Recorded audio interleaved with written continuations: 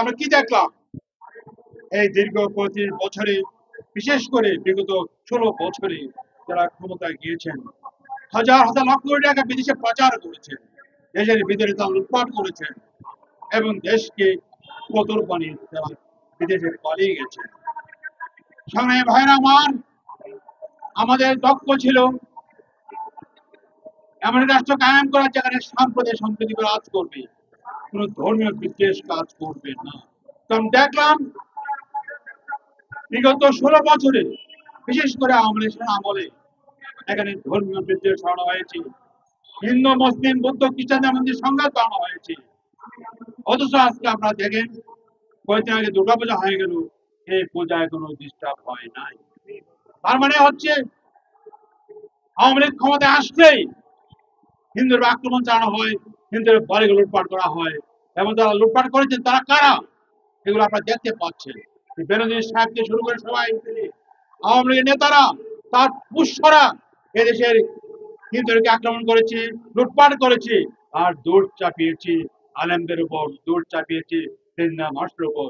এই সঙ্গে ভাইয়ের আমার, আওয়ামী লীগ হচ্ছে এমন একটি দল যারা নামে বলে হিন্দু মুসলিম সম্প্রীতি, আর কাদের ক্ষেত্রে তারা হিন্দু মুসলিম বিদ্বেষ ছড়ানোর চেষ্টা করে। তাই মনে রাখতে হবে, আমাদের রাষ্ট্র চাই, সে রাষ্ট্র হবে এমন রাষ্ট্র যেখানে কোনো বিদ্বেষ থাকবে না, কোনো ধর্মীয় ঘৃণা থাকবে না, সবাই শান্তিতে সুখে বাস করবে, নিরাপদে বাস করবে। আমরা সেই জিনিস চাই। এই জন্য আমরা বিগত 35 বছরে কাজ করেছি। কিন্তু শেখ হাসিনা এবং তার দূষররা সব চেষ্টা করেছে ভারতের হিন্দুবাদী নেতা নরেন্দ্র মোদীর সহায়তায়, তার পরামর্শে, তার খুশি করার জন্য আমাদের দেশে হিন্দু মুসলিম বিরোধ তৈরি করা হয়েছে।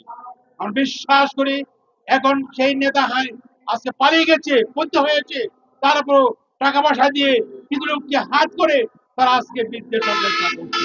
তাই প্রিয় ভাইরা আমার, আমাদেরকে হুঁশিয়ার থাকতে হবে। বাংলাদেশে 92 ভাগ মুসলমান বাস করে, 7 ভাগ হিন্দু বাস করে, 1 ভাগ অন্য ধর্মের লোকের বাস করে। কিন্তু 92 ভাগ মানুষ কখনোই 8 ভাগ বা 1 ভাগের উপরে আক্রমণ করে না, করতে পারে না। কারণ মুসলমানরা হচ্ছে একটি সম্প্রীতিশীল জাতি, তারা কখনোই হিন্দুর উপরে বৌদ্ধের উপরে আক্রমণ করতে পারে না। যা কিছু করা হয়েছে রাজনৈতিক ভাবে আওয়ামী লীগ করেছে, হুঁশিয়ার থাকতে হবে যাতে এগুলো ঘটতে না পারে। তাই প্রিয় ভাইরা আমার, আজকে আমি স্পষ্ট করে বলতে চাই, এদেশের মানুষ কি চায়? স্বাধীনতা চায়, স্বাধীনতা বাঁচতে চায়। ভারতের বিরুদ্ধে আমাদের অভিযোগ, একই অভিযোগ, ভারতের সরকার আমাদের স্বাধীন থাকতে চায় না। যদি আমাদেরকে স্বাধীন থাকতে দিতে না চান, তাহলে 18 কোটি মানুষ মিলিতভাবে সংগ্রাম করে স্বাধীন রক্ষা করেছে, এখনো সামনে করবে ইনশাআল্লাহ। বাংলাদেশকে দাবিয়ে রাখা যাবে না। বাংলাদেশ স্বাধীন জাতি, এই জাতি বিশ্বকে দাঁড়িয়ে আছে, দাঁড়িয়ে থাকবে ইনশাআল্লাহ। আমাদের জাতি ঐক্যবদ্ধ, আমাদের মধ্যে কিছু বিভেদ থাকতে পারে, কিন্তু জাতির প্রশ্নে, স্বাধীনতার প্রশ্নে আমাদের মধ্যে কোনো বিভেদ নাই।